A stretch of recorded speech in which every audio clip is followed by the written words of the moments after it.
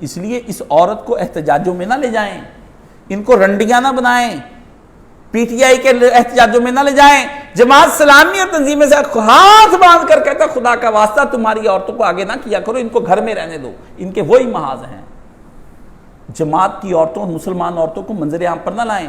فاطمہ آفرین مرد مر گئے ہیں، خسرے ہو، جبکہ ہم کوئی غلام ہیں نہیں، تم خسرے ہو، غلام نہیں ہو۔ میں بتاتا ہوں تم کو، ہندوستان میں مرد کم پڑ گئے ہیں، جو فاطمہ آفرین کو آگے لاتے ہو یا برقعے والی لڑکی تکبیر کے نعرے بلند کرتی، اس کے مرد کم پڑ گئے ہیں۔ تمہیں عورتوں کی ضرورت پڑ گئی کہ ان کو شیئر کرتے پھرتے ہو، ایک پہ ایک شیئر کرتے ہو۔ جب ماں فاطمہ نہیں رہتی اور باپ علی نہیں رہتا تو دعا زہرا نکلتی ہے۔ اب ان کو کہو کچھ نہیں، وہ خراب ہو گئی تو جانے دو۔ بہکایا، بہکایا کیا تم نے بہکایا؟ ایک ہی مصرع ساری زندگی جان کھاتا رہا ہے۔ جب عبد الرحمن آخری وقت میں نکلا ہے، عبداللہ اسپین کا آخری بادشاہ ٹیلے پہ کھڑا ہو کے اپنے کرتبہ کے محل کو دیکھ کر رویا ہے۔ ماں نے کہا اگر مردوں کی طرح حفاظت نہیں کر سکتا، عورتوں کی طرح بیٹھ کر میرے سامنے رو بھی نہ۔ ماں مرد نکلی، ماں مرد نکلی چھوکرے کی جگہ پر۔ ماں دیکھے کس طرح کی نکلی ہے۔ ماں نے کہا اب بیٹھ کر میرے سامنے بادشاہ بنا ہوا تھا تو مردوں کی طرح جان نہیں دی، اب عورتوں کی طرح میرے سامنے بیٹھ کر کیا یہ سن دے کے رو رہا ہے اپنے؟ ہاں، اس لیے کیا رو رہا ہے؟ جب تم ماں باپ اپنی دعا زہرا کی نور مقدم کی حفاظت نہیں کر سکے ہو تو جانے لو۔ اب تو پوری دنیا کی لڑکیاں آزاد ہو گئی ہیں، میرے کہنے سے آزاد نہیں ہوں گی۔ لوگ کہتے ہیں آپ کی بیٹی، میں نہیں کروں گا تو وہ بھی جائے گی، کیا گزرے گی؟ وہ تو گزرے گی، سو گزرے گی، وہ مصنوعی ہے، وہ مصنوعی ہے۔ میری بیٹی دے دو، میری بیٹی بہکائی، شیطان نے بہکائی، شہوت آئی، چلی گئی۔ وہ جو ہونا تھا وہ ہو گیا، اب وہ لوٹ کر آتی ہے۔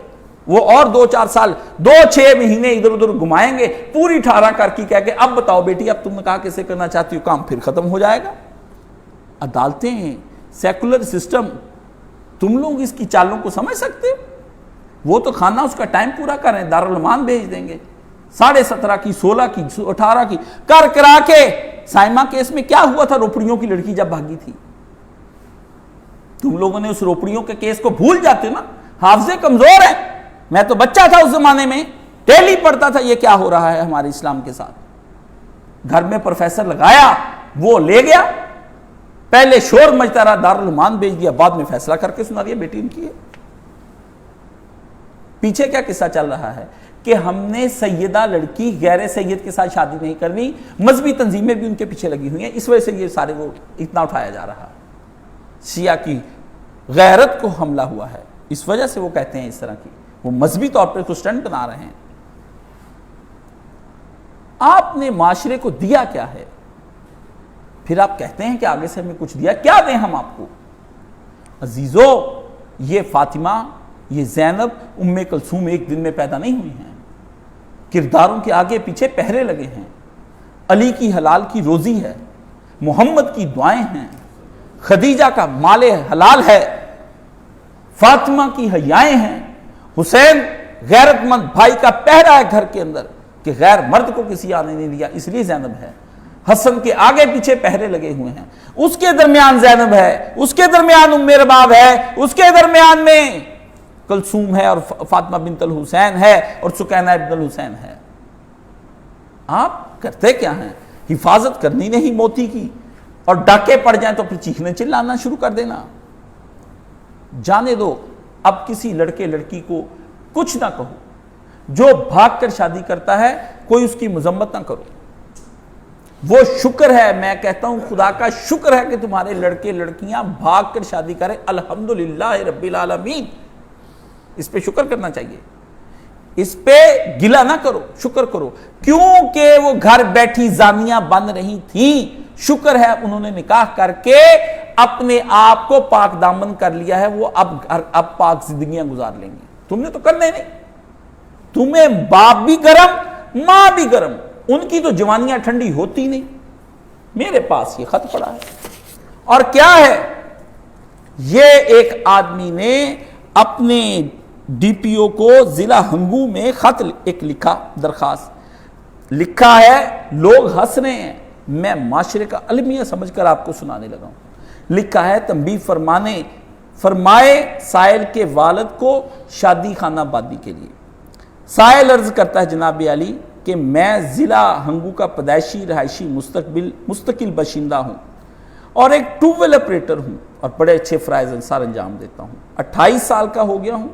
سائل کے والد میری شادی کے بارے میں بے فکر ہیں۔ مشکل الفاظ لکھے، میں ترجمہ کرتا ہوں۔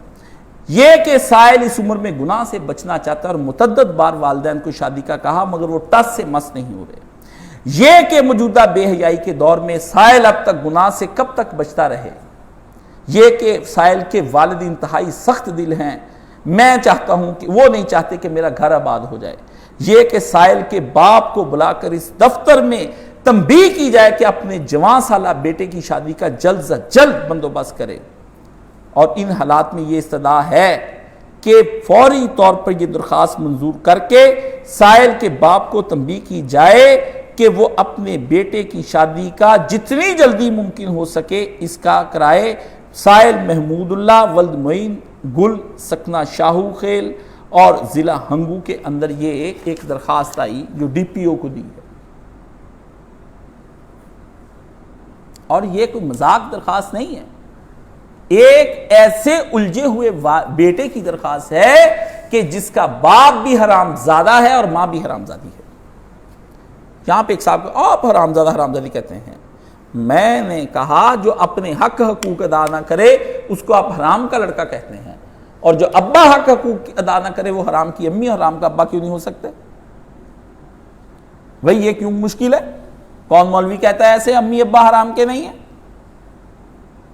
اگر حرام زادہ ہے یعنی حرام کرنے والے کا بیٹا، تو حرامی والدین کیوں نہیں ہیں؟ زیادہ ہو سکتا ہے، جنہوں نے جنا ہے وہ کیوں نہیں ہو سکتے؟ آپ مجھے تڑپائیں نہیں۔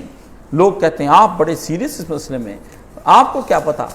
آپ جو واٹس ایپ پر چلاتے ہیں آپ تو کنجر خانہ چلاتے ہیں، آپ کو علم لینے کے لیے چلاتے ہیں۔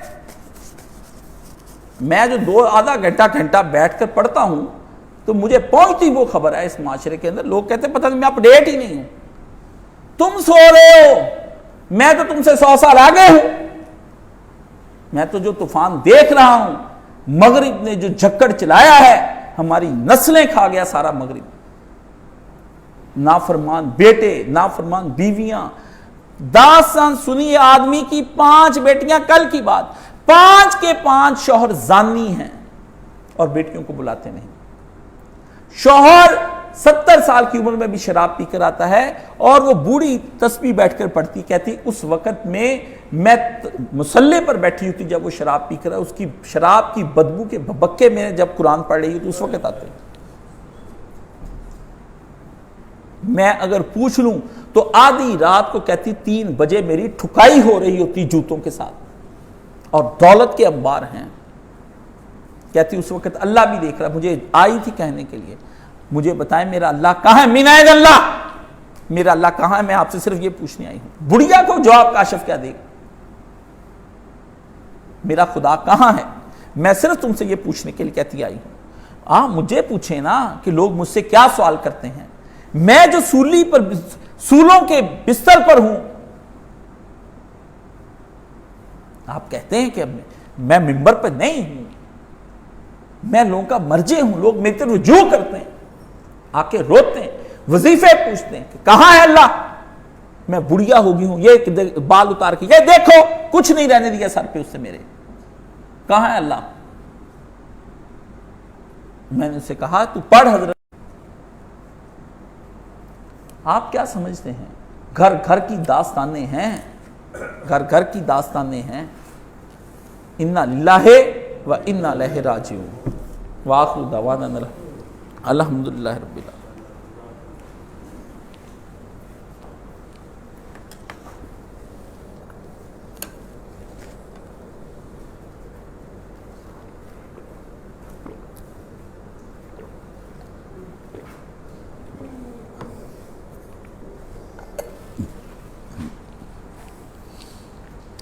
الحمدللہ والصلاۃ والسلام علی رسولہ الکریم و علی آلہ و اصحابہ اجمعین.